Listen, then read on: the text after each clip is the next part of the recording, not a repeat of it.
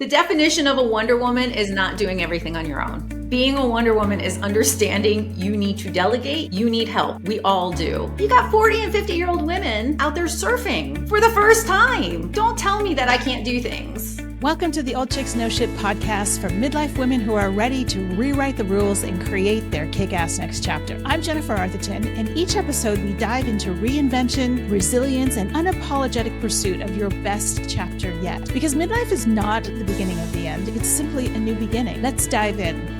Hey everybody, and welcome back to the Old Chicks No Shit podcast. I'm your host, Jennifer Arthurton. So today my guest is Jennifer Cooper, who is the founder and editor-in-chief of Jennifer Magazine. Now, we have two Jennifers here chatting about Jennifer things.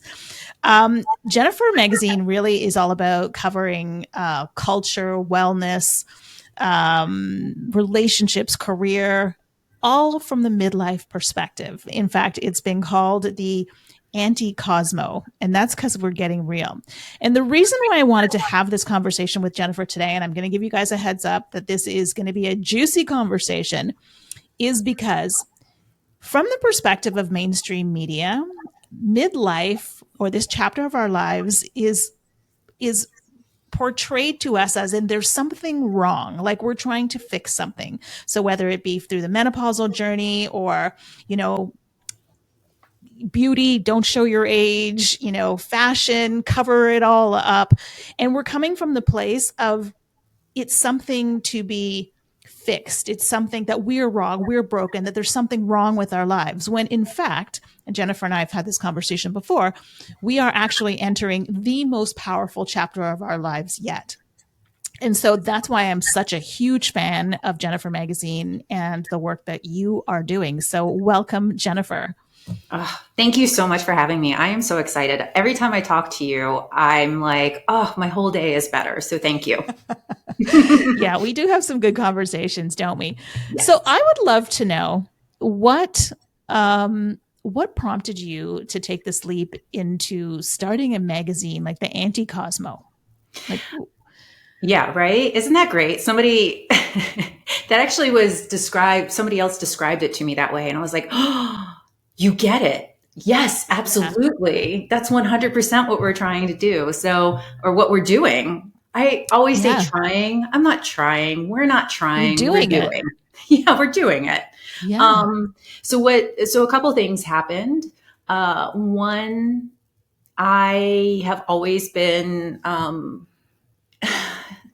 called outspoken, but I really just feel like I am expressing myself in my purest form. And for, I think for a lot of women, that's comes off as outspoken or prickly or whatever. But, and so a couple things happened. One, I started noticing when I was about 30, 35, that all of my friends around me who were the same age, or maybe just a few years older, started talking about how old they were.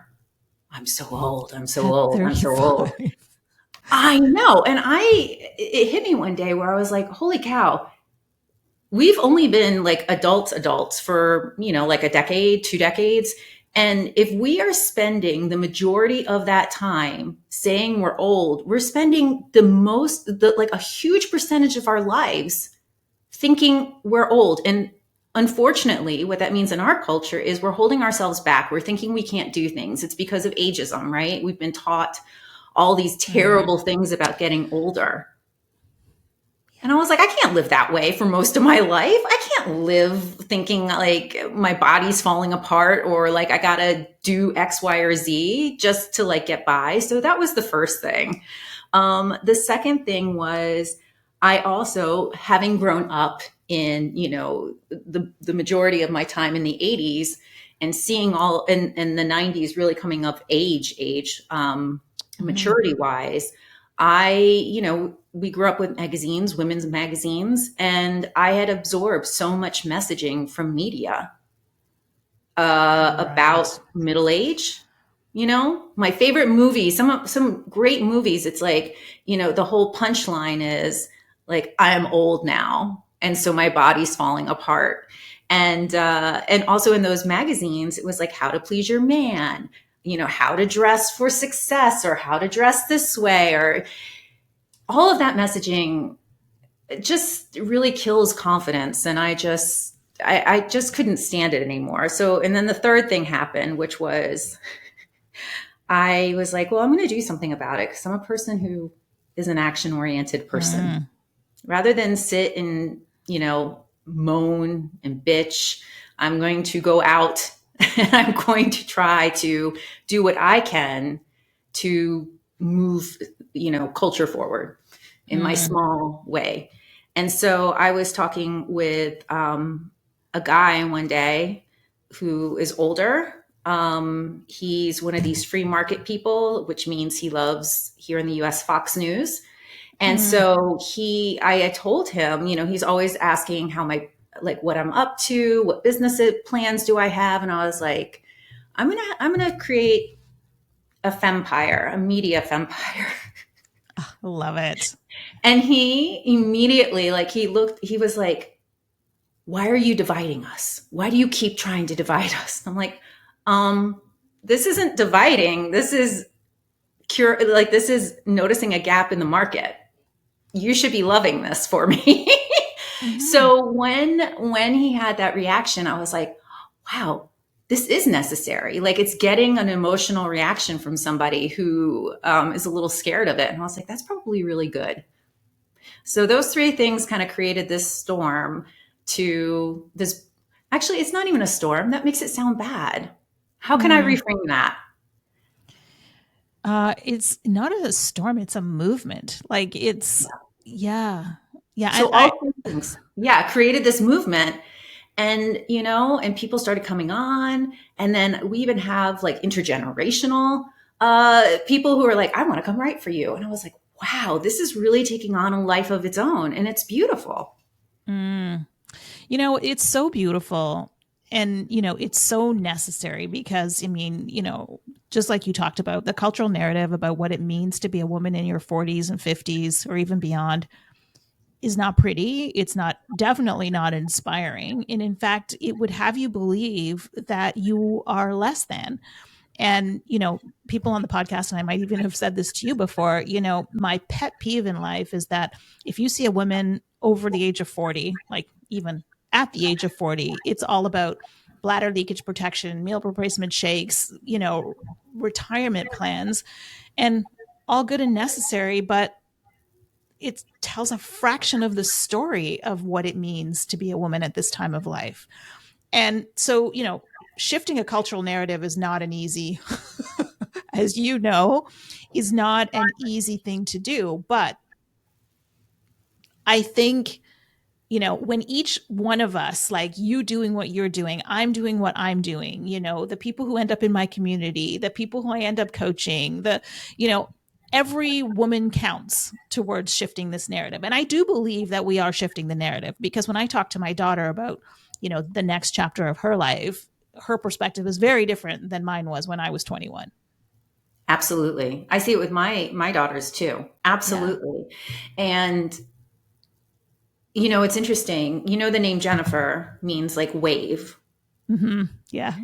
And here we are, these Jennifers, hence the name of the magazine, creating this wave of culture change together. Yeah. And that's one of the things I love about the name. I ran from my name for so many years. I don't know how you felt, but it got to a point where I just felt like, if somebody said Jenny or Jennifer in the hallway at school or whatever, I wouldn't even turn around. I'm like, they're talking to one of the other ones of us. There's 12 in the hallway right now. And I think I came to a point where I was like, I'm tired of hating my name. I'm tired of hating this. I'm going to use it and transform it into something. And then this whole idea of this wave coming into midlife together and wave of culture change. And I was like, wow, this has been a gift all along that I didn't see. Yeah. And what I love, what I love about the magazine and the work that you do too, is because as women, we have been taught to please everybody outside of ourselves, and nowhere in the concept were we shown. I mean, I definitely wasn't when I was given the rules of life. Nowhere was I showed or told that there was an option to make myself like, please your man, please your job, do everything for your kids, then it's like, help your parents. But nowhere on that list was me. Yes. And the And in fact, realization that I could put myself in this equation was, to me, like mind blowing. no, I'm there too. And yeah, I gave everything to everybody else. They didn't even ask me to. I Right. just felt this cultural pull to do these things. I am Yeah. married to an incredible guy who is a feminist, and he'd be like, don't do things for me. Stop doing things for me. I want to do them myself. My kids, highly, highly independent. And so, so this whole idea, one of the things we focus on, I think the main thing we focus on is self-discovery. So almost Yeah. all of our articles are about self-discovery, because you're right. We weren't shown, we weren't taught that this was an option. And to me, that is one of the most radical things we can publish, we can produce. That's one of the most radical culture shifts I think that is out there, is this whole idea that, wait, hold on, I can focus on me. And Yeah. by that, I'm actually increasing my capacity to do other things out in the world. Yeah. And the whole idea that it's not selfish, right? Because so many of us grew up with this, well, if I put myself first, that means I'm selfish. That means I'm not a good wife or daughter or, mother. When, and that leads us to a place where, we end up in resentment. We end up in burnout. We end up, self-sacrificing, basically, when it's absolutely 100% necessary for us to put ourselves first on the list before, like the whole oxygen, put your oxygen mask on before you help another person, right? But that as women, we're expected to be able to do everything for everyone without taking care of ourselves is really ridiculous. Yeah, I think one of the worst things that ever came out of culture was this idea of women equating to martyrdom, because it disconnected us from our power so tragically. So if we're giving, of course we're going to build up resentment. Of course, I mean, that's natural. So, but what that does is that takes us away from, here we are entering one of the most potentially powerful, juicy moments of our lives. And if we're sitting in resentment, we're not using our talents. You know what I mean? We're not doing Wow. that. And we all have talents that we could be offering to one another. And again, I know that can kind of go back into, we're giving. But when you do it from a place of fulfilling your needs, understanding who you are and standing firm in that, I mean, Yeah. when you're able to give from that place, like, you naturally want to give, right? Because you know who you are. Yeah. And, so we talk about, women giving, and, giving up their power in the process of that. But then there's also this whole narrative. And I was thinking about this as you were talking about giving up our power, in this idea that women are in competition with each other, right? Like that we're in competition for careers, that we're in competition for men, for all the things. And that if she has, or she's prettier or whatever, then that means I'm less than. So it's like all of these narratives being pointed at us that are trying to just make us smaller, when the reality is, as you just mentioned, we have so much power inside of us, so many gifts that we could be giving to the world. But like, how to squash somebody from giving is to make them feel small and insignificant, and that's literally what our culture has done to us as women. Yeah. Yeah. And it's really tricky because, like, I understand it on one hand, right? When Mm-hmm. we're living from this place of scarcity and, thinking that there's only a certain amount that's available and we're all fighting our way to the top. And that's kind of what we've been seeing, what we've been shown, what we've been taught. And so I hesitate sometimes to really, I don't know, call it out. But by the same token, we can do better. And by competing with one another, and this goes deep. This It goes goes very deep. real deep. This is like inner work, Mm-hmm. which is why the self-discovery thing is so important, because then you realize, oh, wait, hold on. This isn't me. This is a system thing. And I don't need to Yeah. play that game. Yeah. But that whole idea of us competing with one another, it is a complete colossal waste of our time. Yeah. It is a Yeah. waste of our time, and it causes more resentment. And why should you have to feel that way? Why should Yeah. you have to walk around living in resentment? That's Right. not fair to you. It's Yeah. not fair to the people around you. Emotions are contagious. And if you're going around like full of resentment and everything, which is understandable, I get it.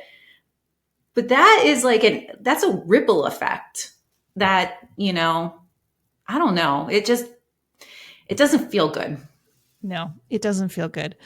And the other part of that is that um, when we're not supporting each other, right? Like we're actually damaging the collection as a whole, right? Like the collective as a whole, Yeah. right? And so when one woman lifts up another woman, lifts up another woman, it lifts up another Mm-hmm. woman, that's how we all rise. And what I love about midlife women is that we're starting to see through this BS, right? Like we get it. We start to realize, but wait a minute, I'm not in competition with her. I want her to succeed, right? And like this is one of the places where I think that we are so powerful because we can see through, like we get to a point where we can start to see through like this cultural narrative that's being spewed at me from all sides in all ways every day.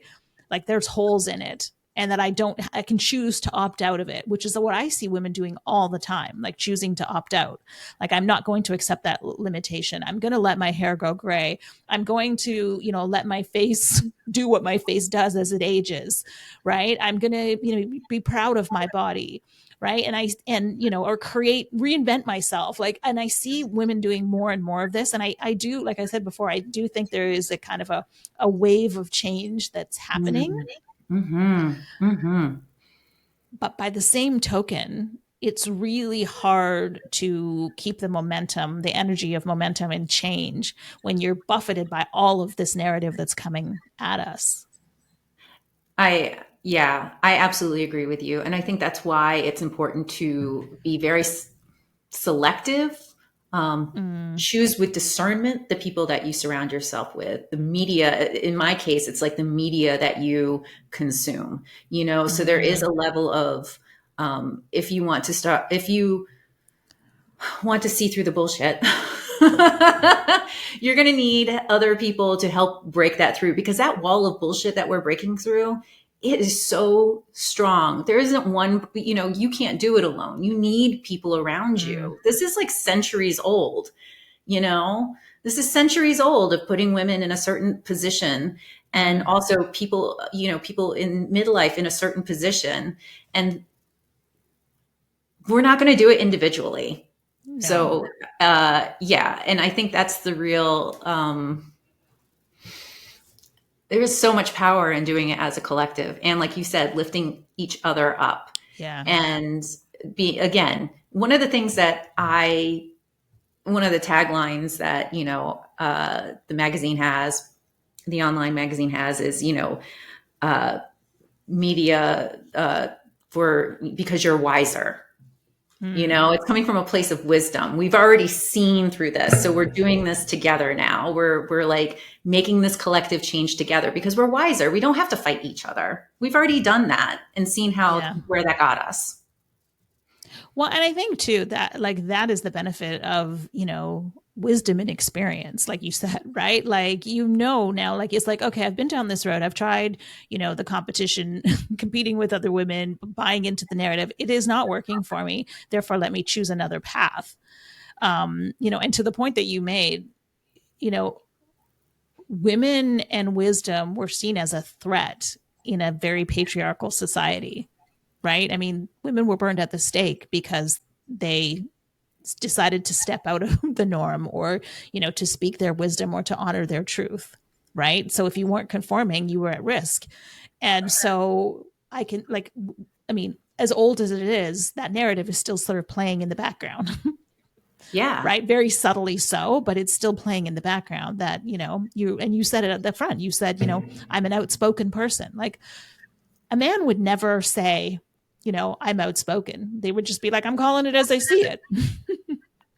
Yeah. And yet I have to fight the programming, the fear of me calling it like I see it and then getting smashed for it. Mm-hmm.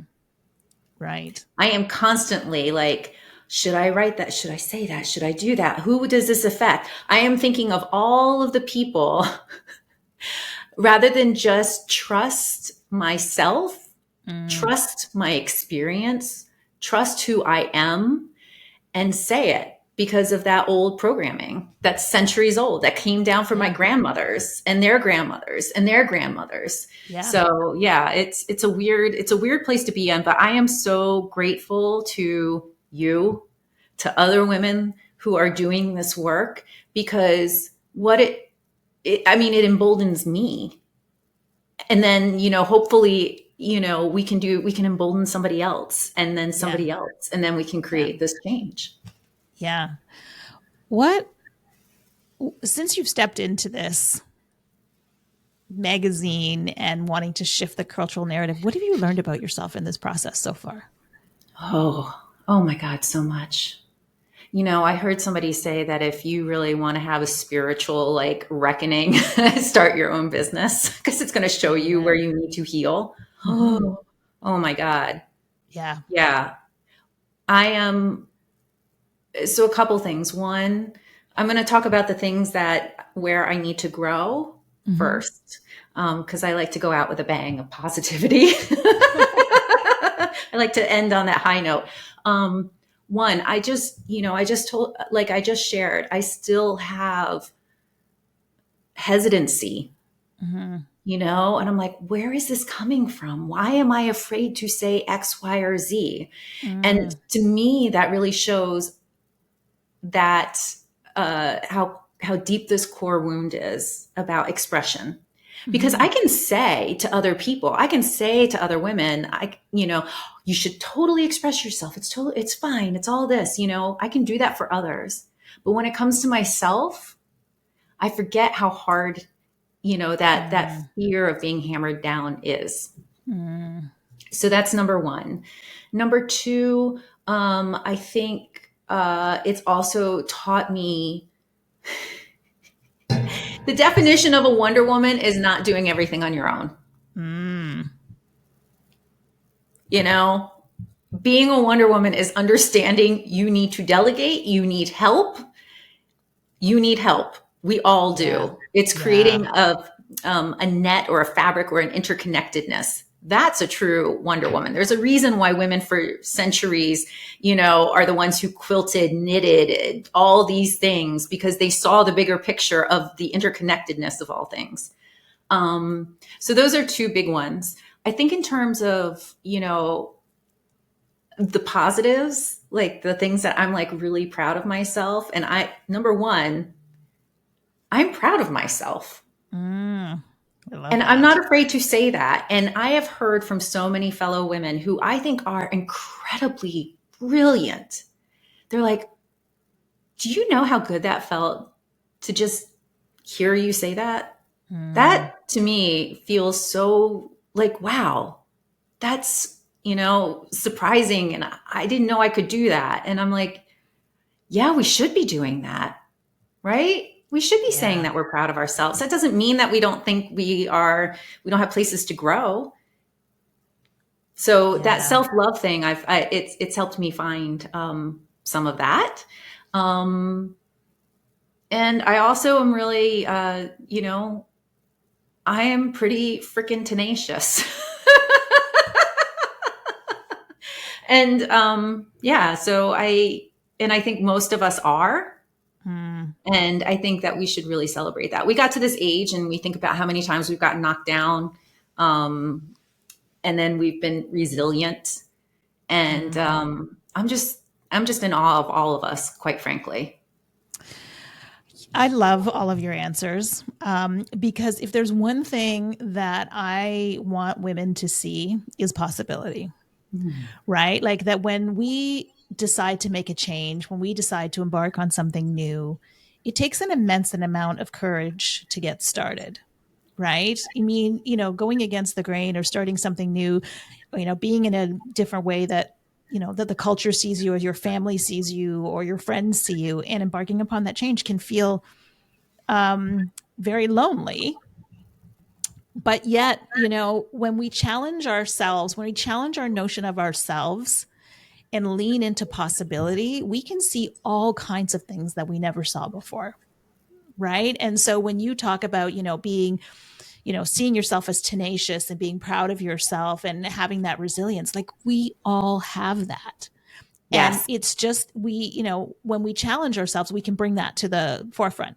Now, as you also said, it can also challenge you in ways that are not comfortable, right, to get to that place. But every time we take that step and we challenge the notion of who we think we are or who our culture thinks we are, we build our own power, right? Yeah. And I think, sometimes I talk all the time about, creating your kick-ass next chapter and doing the things that you love and being, living in a way that feels in alignment with you as opposed to how we should do it. And sometimes I think to myself, is that too ambitious? Is that wanting too much? Right. And then I think, so that thought crossed my mind because growing up, I was always told, you want too much, right? Like, you know what I mean? You should just be happy with. Mm-hmm. And Mm-hmm. now I'm like, no, but to me, it comes down to like getting the most out of your life, like, taking that step forward, proving to yourself what you're capable of. Yeah. Right. Yeah. Like that to me Absolutely. is like whether I succeed or I don't succeed in whatever it is that I'm doing, the fact that I know that I tried and that I'm capable of that amount of courage, of that amount of resiliency, that amount of tenacity, I know I can handle pretty much anything that comes my way. And if I wanted to start something different. And I think that to me is the most important thing. And I think that's the important thing about the work that you're doing as well, is that like if we can just see ourselves as powerful, even in the tiniest of ways, right, or even in big leaps or whatever it is, but to see ourselves not as that limited cultural perspective that we're given, not as our limited self-belief or our old stories, but just to see what we're truly capable of. Like I get goosebumps when I talk about that. Absolutely. You're giving me goosebumps right now. I think about the women who came before me, who did enough, who kept continuing to push the culture forward, Mm. you know, in in way more challenging times than the ones I'm living Yes. in, Yeah. the ones who I have a little postcard back here, right there. And it's all of these immigrants coming over to the US, and it's them coming off the boat. And my great grandfather came over to the U.S. to, the American dream. He ended up working in a coal mine in Pennsylvania. My great grandmother, he basically just kind of left. She was left in the old country with just all these kids, these babies. And so she was like, no, you're not leaving me. She boarded a steamer with her babies in tow, crossed the Atlantic to get here. And I think, what a badass. What a Mm. badass. And she did that thinking, like, I want to give my children a better life. So who am I to be here to not celebrate that and to try? I owe it to her. I owe it to the other women in my lineage to keep trying, right? So, and hopefully that will make it easier for my daughters, their kids. Yeah. So to bring it back to the magazine though, so we do a lot of interviews with women who are change makers, Mm. in big and small ways. A lot of these Mm. are women who have started their own businesses. We featured a woman last year, and then I've just did a video about a video reel for her. She's in her 50s. Back during the dot-com boom, she decided to move to Costa Rica to start a surf school to teach other people how to surf. And she's been doing that for 20 plus years. And now she's like 54, 55, and she's still surfing. Love it. Right? Because the idea, and her biggest audience, her biggest consumer, clientele is women in their 40s and 50s. Amazing. And I'm like, first time surfers, 40s, 50s. So this idea, going all the way back to the beginning of our conversation, that our bodies fall apart, that there's nothing left to do. You got 40 and 50-year-old women, 40 somethings and 50 somethings out there surfing. Yeah. For the first time. Don't tell me that I can't do things. You know, that was the thing, you know, when I was in my journey, and, you know, when my life fell apart at the age of 50, one of the realizations that I had along the way was that, wait a minute, I have 30 or maybe 40 years ahead of me. Like, that's a really long time. And this whole idea that, you know, at 50, it's the beginning of the end and that you're on the downhill slope to old age oblivion. And I'm thinking, like, for 30 years? For 30 years? Like, that's insane.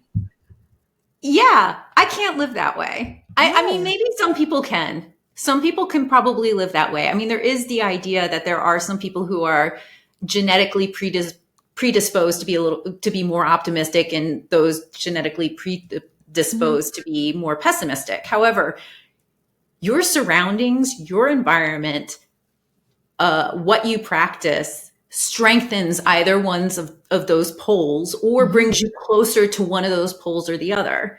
Now, I was blessed, I guess, to be a bit of an optimist, a big optimist, somebody who's like, I'm going to start a fempire. You know, that's pretty optimistic and pretty bold. But this idea that I'm going to spend, like you said, the next 30, 40 years, like sad or depressed about getting older, when that is completely like what I'm designed to do. I just can't live that way. No. But in order to live that way, you have to opt out of the cultural narrative, because if you believe everything that you are told, it's like, well, my body's falling apart. I can no longer have kids. My face doesn't look like it used to. You know what I mean? It's like, well, what's left for me? And I mean, I bought into that. Like, there was a while where I was like, who starts over at 50? Like, what am I even capable of? Because that was all I knew. And if you're not opting out, you're unconsciously opting in. And it's like, when we hear those messages, it's like we need to actually say to ourselves, yeah, nope, that's not true. That's not the way it is. Because otherwise it's seeping in there. Yes. And we're not even aware of it, because, you know, we're not even aware of it until you start. And this can be an incredibly uncomfortable process until you start digging down in, and you start asking yourself, again, through this process of self-discovery and hearing other women share their stories and their experiences, when we start doing that deeper work, where is this coming from? Is this me? Is this something I was taught? Is this something I was shown? Yes.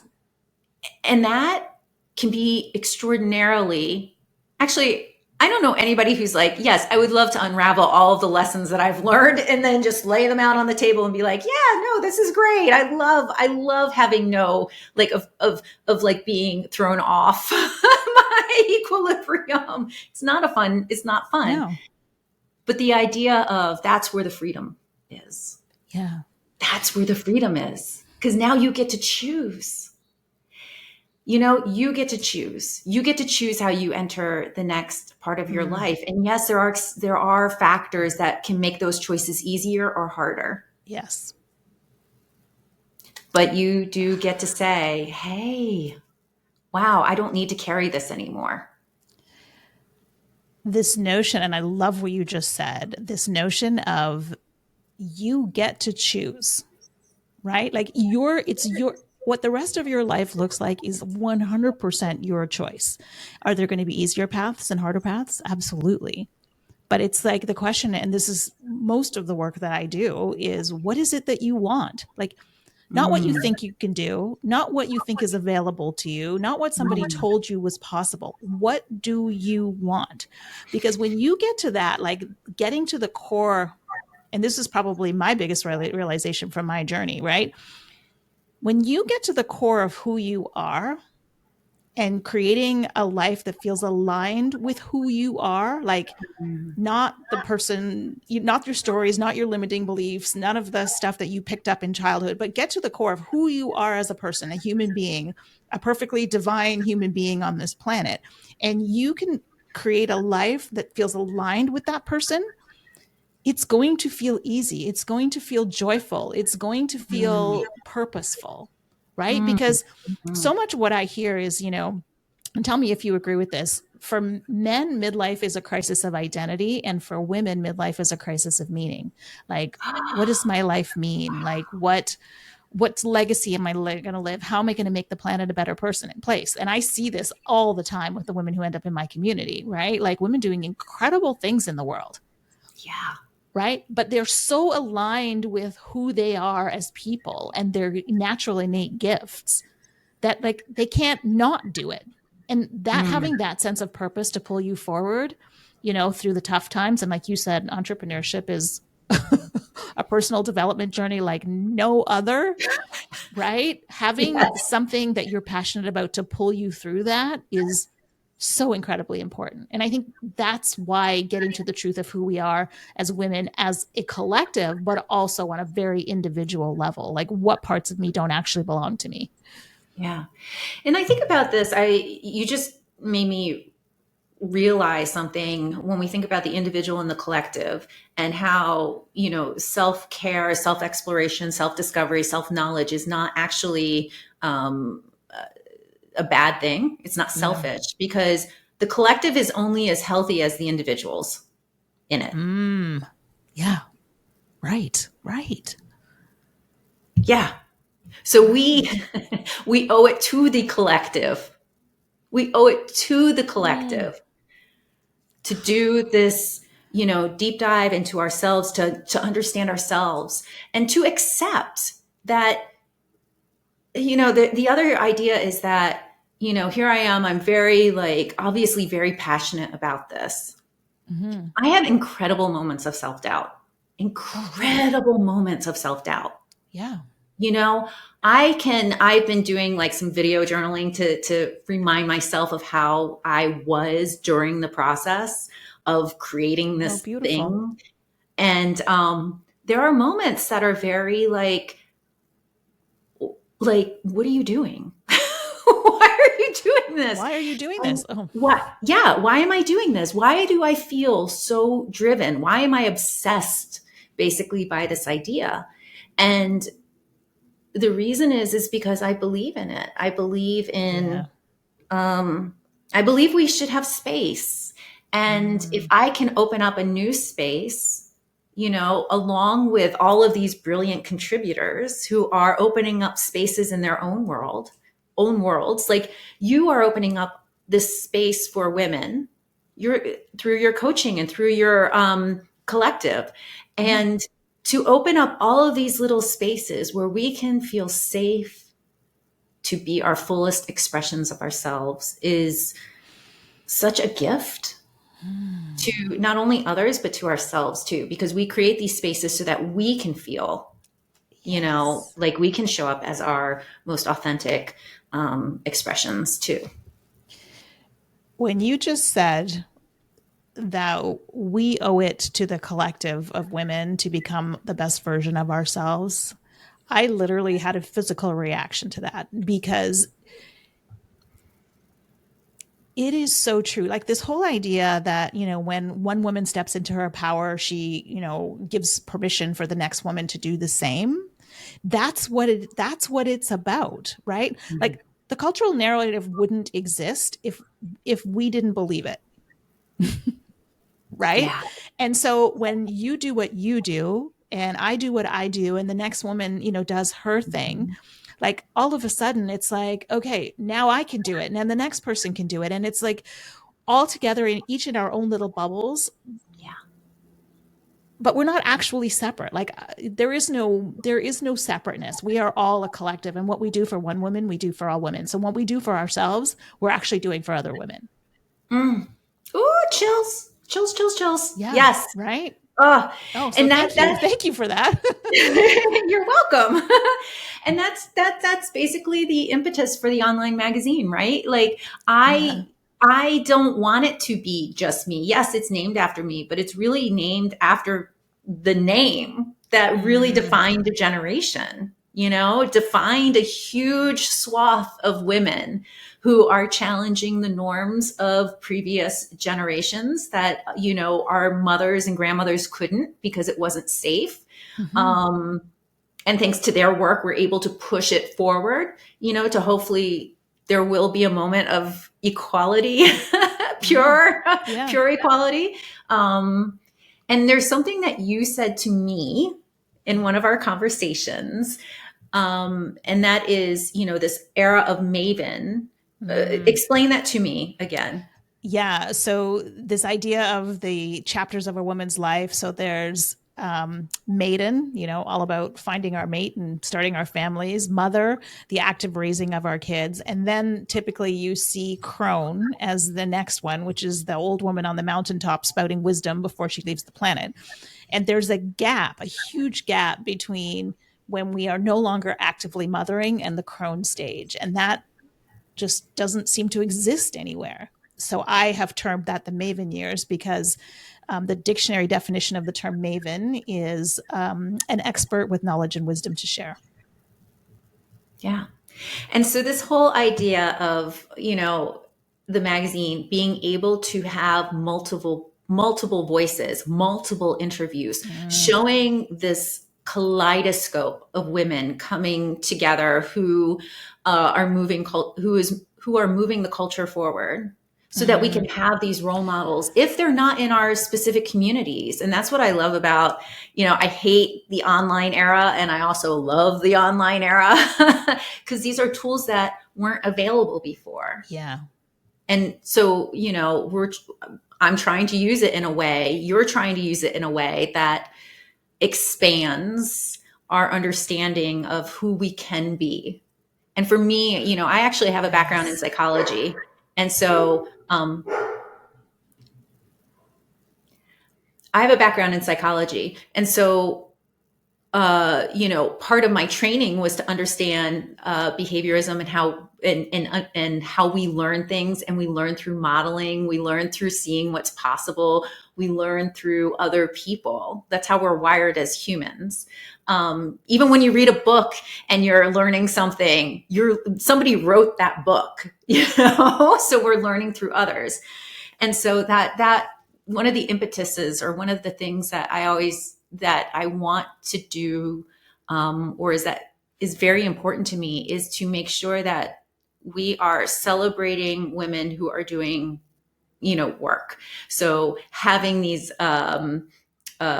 interviews, having these contributors, having this collective. And yeah, I want it to be a resource. Am I achieving that? I hope so. Are we achieving that? Because I am working with a collective. I hope so. Yeah. Well, I mean, what's great about the magazine is, I think, just, again, come back to this word possibility, right? Is just showing women what's possible. Because in our own little worlds, like maybe we don't see it demonstrated to us on a daily basis, definitely not, in the mainstream media, but to be able to go to a place where you can see what's possible, women who are challenging their status quo, who are challenging the cultural narrative, who are, moving beyond their own perceived limitations. Like, to me, that's a resource that is so incredibly valuable, because we all need to see what's possible. Like our collective generation is changing the narrative for our daughters. But like, we're kind of on the forefront of this because we're not our mothers and grandmothers, right? It's a very different time. And, and so we're kind of on the leading edge of change. And so demonstrating it, being the role models for each other and demonstrating it to each other, I think is so critically important, because we need to see what's possible, right? Because if it's possible for me, it's possible for you. If it's possible for you, it's possible for any woman, reading an article in your magazine. Absolutely. And the one thing that's really important, I think, in order for us to see these possibilities is we have to divorce ourselves from competition behavior. Right. Right. Exactly. And that's the thing, right? Like that was kind of where I was going when I brought up the whole idea of competition, because when we're in kind of competition, we're not lifting each other up. In Right. fact, we're stepping on women to get to other to get to where we want to go. And again, being the role model, being the heroes for each other, Hmm. like that's how we all succeed. Like that's how we really, I mean, and changing the cultural narrative is about demonstrating what's possible in my mind, because you can talk about it all you want, but until the action is taken, and that's the whole reason why I wanted to start this podcast, is where, because when I was looking for the inspiration about what's possible for me in my next chapter, in my 50s, right? Like what was possible for me, I couldn't find it anywhere. And I was like, okay, if I need it, then other women need it. But I needed to see possibility. And that's what I hope I do. And I know that is what you are doing, with Jennifer Magazine. Oh, you're absolutely doing it. I mean, number one, you're inspiring me. So right now, I am one person in a sea of your listeners, who are just so delighted by the work that you're doing and the energy that you're giving out. I know we're both a little on the woo side. Yep. So this whole idea of this energy, and you can talk about it in terms of emotional contagion, right? We do. I mean, social sciences know this, psychologists know this, people just, anybody knows this. You walk into a room that feels yucky and you're going to feel yucky, right? Yeah. Like you can read the vibe of the room, because we're wired that way. So, but we can talk about it in terms of energy too, like the energy that you're bringing, a possibility of creation, Yeah. of growth. And isn't that such a feminine energy? Yeah. Isn't it? It's about creation. Yeah, Yeah. exactly. And, to your point, everything is energy. Like when you walk into a room and you feel yucky, that's energy. When you walk into a room and feel good, that's energy. And that's one of the reasons why, I started the Maven Collective, is because to be in a group of other like-minded women who are on the same journey as you, that energy is incredibly, incredibly powerful. Yeah. I want to share just some feedback that I got initially when I was trying to. I don't come from a world of business. I have started I have had multiple entrepreneurial endeavors. Mm-hmm. So I probably am better at business than I give myself credit for. Right. Never really recognized that before. So that's a moment of insight right here that we captured. Thank you. Um, But I was trying to figure out a way to make something like a media company work. I don't come from the world of media creation in the sense that, like, Mm-hmm. I didn't go to school for, the Wharton School of Business or any of those types of things. And so I was talking with people who were in entrepreneurs, and, first of all, I got that advice about, don't create a vampire. You're only dividing us. So that was one. The other thing that I got was, you're not solving a problem. Oh. And that hurt. That really hurt. And every once in a while, I will hear things like that. I will hear like, you're charging too much, or or nobody wants to pay for this type of stuff, or, nobody, whatever, X, Y, or Z, telling me no, no, no, no, no. And thank God I was born with some type of like that sometimes fuels me. I'm like, oh no, you can't tell me no. But other times it does crush me. So to be in a collective like yours, where yes, I get that feedback, but I need other people to be like, no, you're on the right path. You're doing it. It's reaching me, so Yeah. you need to hear that too, because you can't do it alone. You cannot do it alone. We were never meant to do it alone. Never.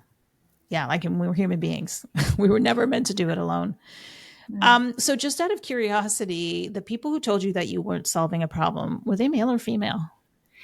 This was the one who wanted or who said I was creating more division was male. Yeah. The one who said I wasn't solving a problem was actually a woman. And Isn't I that think, interesting? yeah, I think we internalize a lot of cultural conditioning, We right? do. And We so, do. especially in the business world, as women in business, we have only seen the Mm, model of yeah. masculine, like how to attack, right? To Yeah. attack a Yeah. situation or press on a problem because, that's, if you hit their pain points, that's going to put money in your pocket. And that's a very, I don't want to cause more pain in the world. I'm not Yeah. interested in causing more pain in the world. There is enough pain in the world already. Yeah. So this idea of like approaching business from a different perspective, I think we haven't seen it before. No. But I mean, that's exactly the thing. I mean, you just hit on something really important there because, um, so many of us who grew up in the corporate world, myself included, women, we tried to force ourselves to be men, right? To be smaller men, right? And to operate as men. And that's how I ended up burned out, is because, I tried to operate that way. I pushed on things. I, pushed harder. I, even when I was tired, I pushed even harder. When I wanted to quit, I pushed even harder because that was the way that I was taught that you get successful. Running my own business now, my life looks completely different. And, when I come up against a problem, I actually walk away from it and, regain some perspective. Like half the time, if I'm writing something and I'm like really struggling with it, I will go out into the woods. Come on, dog, we're going for a walk. And in the middle Mm, of the forest, everything will be solved. mm, Right. Like, mm. and that's because I was like, okay, I'm taking a break. I'm nurturing myself. I'm refilling my own cup. And then I will be able to arrive at the problem. But when we're forced into a way of being that doesn't align with who we are, we're setting ourselves up for failure. And we might succeed in the interim. I was very successful doing things the way that I was doing until I wasn't, right? And I ended up in burnout. Yeah. Right. But showing, us all that there is a different way to do things, Yeah. that isn't part of the cultural norm. Right. So, Yeah. I mean, I understand where that woman was coming from. I do understand it, but it's Yeah. also, you are most definitely solving a problem. Thank you. Thank Yeah. you. Yeah. Yeah. I thank you. I need to hear that. I'm Yeah. not above needing of acknowledging I need to hear that. None of us are. None of us are. Um, so where can people find the magazine and how can they subscribe to Jennifer Magazine? Ooh, I would love to share with you all because I hope if this has been enticing, I hope that you will come over and join us. You can go to jennifermag.com. Okay. Follow us on Instagram, Jennifer_magazine. We're now on TikTok. Oh, So nice. depending on whether or not that lasts in the US, we don't know what's going to happen with that. I just got into it. I'm like, of course now they're going to ban it because I just started it. But we're on Threads too. To subscribe, we have a membership. So you can go look at that on jennifermag.com. I've been playing with different models, revenue models. So we have some free content on the site, and then we have some things behind a paywall, and I'm working on the balance between that. But the truth is this: the truth is things don't exist if we do not invest in them Yes. financially. Yes. They just don't. We have a team of 10 writers, and uh, you know, they're volunteering their time right now, which I cannot believe. That should show you how necessary that Mm-hmm. this is. And we're all doing this kind of on a volunteer basis. So please, if you want to see more of this in the world, invest in it. Yeah. So join our membership. That's how you can do it. Yeah, because, supporting something financially is also putting energy towards it. So even if you're not a writer or, you know what I mean, but if you're putting money towards it, that is energy. And where energy flows, it grows. right? Absolutely. Yeah. And, when I think about the resources, women have been disconnected from resources, financial resources for, again, we're one of the first generations, right, who have been able to start businesses and all these things. So, so we have to practice being good stewards of what we want to see more of in the world too. We haven't had the opportunity to do this before. We just had to settle. Now we don't have to anymore. Yeah. I love, the topics that you cover. Your writers are brilliant. There's so much great stuff in there. So I encourage everybody listening, if you're looking for inspiration, if you're looking to see possibility, if you're looking to see yourself reflected, like go check out Jennifer magazine. Really, really important topics of conversation. And especially, when you talked about, the articles related to self-discovery, that right there, if nothing else, can open the door to all kinds of possibilities for yourself, for your next chapter. So this is a great conversation, Jennifer. We could go on for a very long time, and we probably will. Thanks for listening to the Old Chicks No Shit podcast. If you like what you heard, the greatest compliment you could give us would be to comment below and subscribe. Or better yet, you could share this episode with a friend, a relative, or somebody you think could get something out of it. And remember, midlife is not the beginning of the end. It's simply the beginning of your kick-ass next chapter.